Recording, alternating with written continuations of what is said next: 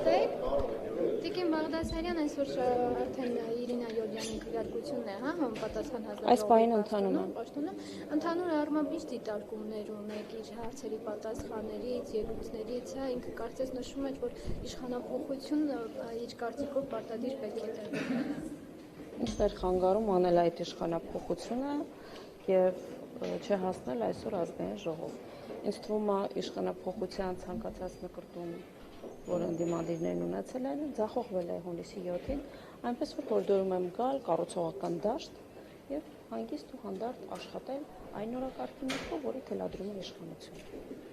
Տիկին Բաղդասարյան, ձեր տպավորությամբ ընդդիմությունը ունի սեփական օրակարգը, որով եկել է ազգային ժողով, արդեն երրորդ շաբաթն է դերի ընդունում ազգային ժողովի նիստերը, տպավորություն ունեք մասնավորապես Հայաստանի եւ ուժեղ Հայաստան խմբակցությունների թիվ 1 օրակարգը ո՞րն է։ Ես առնչացել եմ այդ մասին խոսելու եւ պետք է ցավով կրկնեմ, որ օրակարգ անշուշտ ունեն, բայց այդ օրակարգը հայաստանյան օրակարգ չէ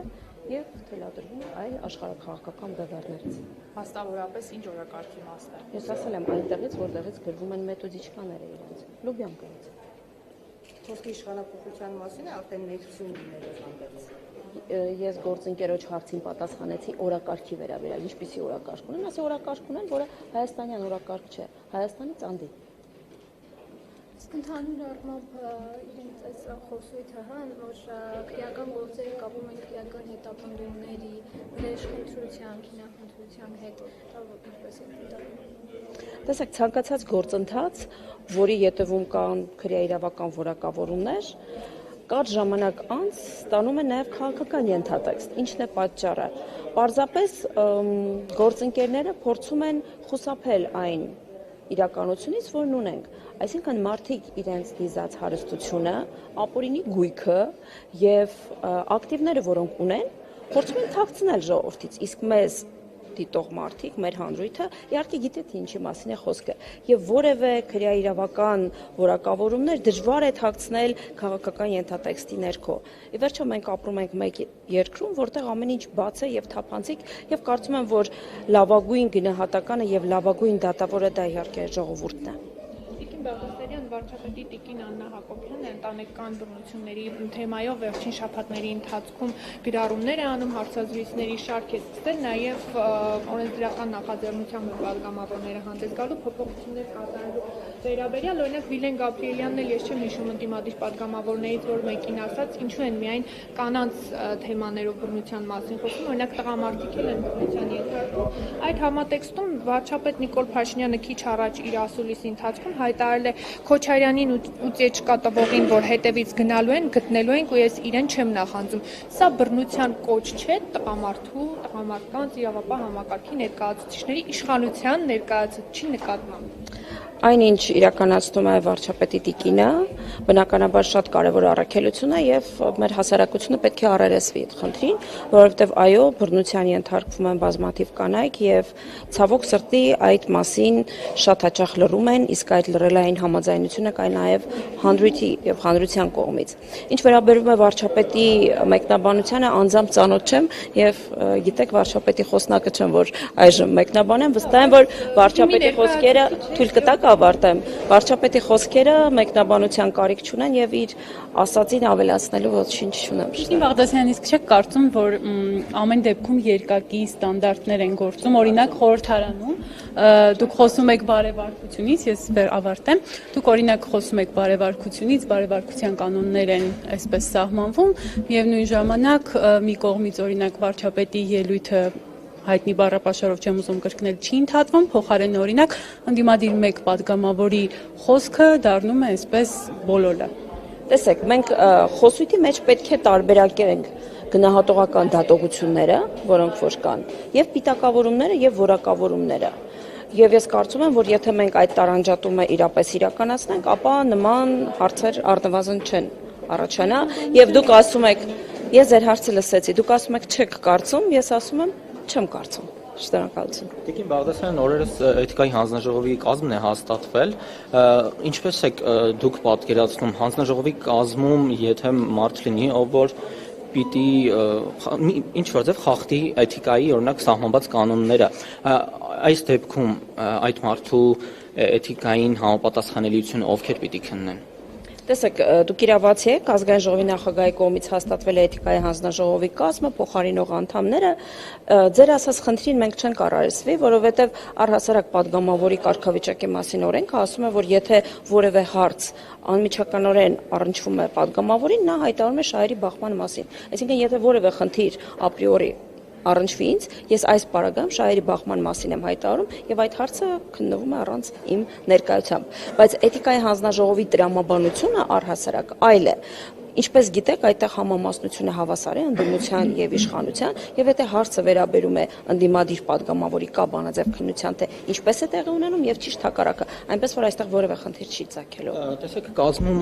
հանձնաժողովի կազմում կա մի հոգի, Վիլեն Գաբրիելյան, ով ժամանակներ առաջ հայտարարեց մանդատը վայր դնելու մասին եւ հայտարարեց, որ իր արարքը ազգային ժողովի падգամավորին վայել չէ։ Ոնց եք մեկնաբանում իր այնտեղ գտնվելը, խմբակցության կոնսենսուսով է եղել, թե հենց ինքն է առաջ Բնականաբար խմբակցության կոնսենսուսով է եղել եւ ես կարծում եմ, որ Վիլեն Գաբրիելյանը այն բացառիկ падգամավորներից է, ով իր հանրային վարքի համար ոչ միայն մեզ հայտնի Պարսավանքի ինստիտուտին է բախվել, այլ նաև անձնական որոշում է ունեցել մանդատը վայր դնել։ Նկատեք, սա չի եղել կուսակցության դիրքորոշում, սա չի եղել կուսակցության վարչության դիրքորոշում, որպես վարչության անդամ նաև ասում եմ, չէ, այդ ժամանակ վարչության անդամ չի, բայց ամեն դեպքում դա եղել է մարդու անձնական մոտեցումը։ Իսկ ինչ է ենթադրում էթիկայի հանձնաժողովը, որոշակի կարգապահական նաև զգոնություն եւ կարծում եմ Վիլեն Գաբրիելյանը լավագույնս դրսեւորել է իրեն եւ սա պետք է լինի օրինակ ոչ թե գործողությունները, այլ հետևանքները բնականաբար։ Իմ Բաղդասարյան, քանի որ Գյումրին հիշեցինք, վարչապետ Նիկոլ Փաշինյանը բազմիցս է հայտարարել, որ Գյումրիում արտահերթ ընտրությունների կարիք կա եւ աշնանը հնարավոր ընտրություններ են սպասում։ Դրանից առաջ նշում են, որ այն մարդիկ, ովքեր դերակատարություն կարող են ունենալ ընտրություններում, մասնավորապես ընդդիմադիր թեկնածուներից, նրան արդեն իսկ հեռու են պահում այդ պրոցեսներից։ Վերջինը Մարտուն Գրիգորյանի կալանավորումն էր, երկամսյա կալանքի է տարվել, ինչպես կմեկնաբանեք եւ նաեւ դուք ձեր թեկնածուի հարցում կողմնորոշվել եք։ Տեսեք, այն որ Գյումրիում արտահերթ ընտրության կարիք կա, կարծում եմ վկայակոչում են փողոցների վիճակը անմխիթար, իդեպ գիտեք վարչապետի հանձնարարությամբ յուրաքանչյուր տարի 25 կիլոմետր ճանապարհ կնորոգվի Գյումրիում։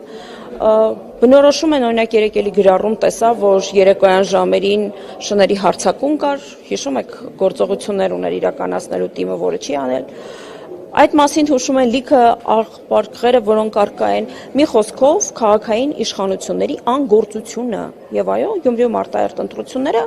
պահանջ է, հանրային պահանջ։ Գործընթացները բնականաբար լինելու են բացառապես իրավական շրջանակներում, բայց թերևս կարող է սխալվել եմ, բայց ես չեմ հիշում, որ ժամկետ նշված լինի աշունը։ Աշնանը մենք ունենք հերթական թիմ ընտրություններ, այդ թվում նաև Շիրակի մարզում, Գյումրիու արտահերթ ընտրությունները կլինեն այն պահին, երբ իրավական կարգավորումները թույլ կտան։